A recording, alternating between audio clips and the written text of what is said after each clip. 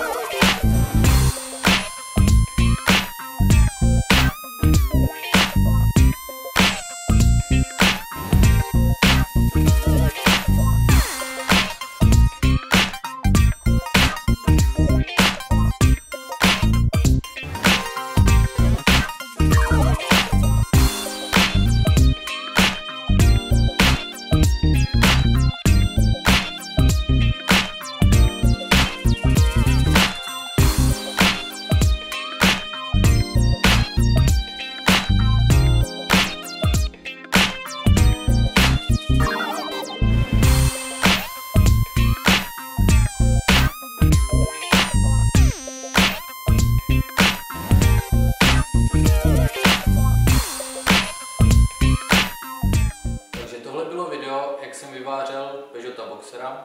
Napište mi dolů do komentářů, jak se vám video líbilo, budu rád za každou vaši reakci a budu taky rád, když mi dáte like, jestli se vám tohle video líbilo. Jestli se koukáte na moje video poprvé, tak budu rád, když se k nám přidáte a vlevo dole dáte odběr. A taky budu rád, když se kouknete na další moje videa, ať z rekonstrukce domů nebo z oprav aut. Budu se na vás těšit u dalšího videa. Čau.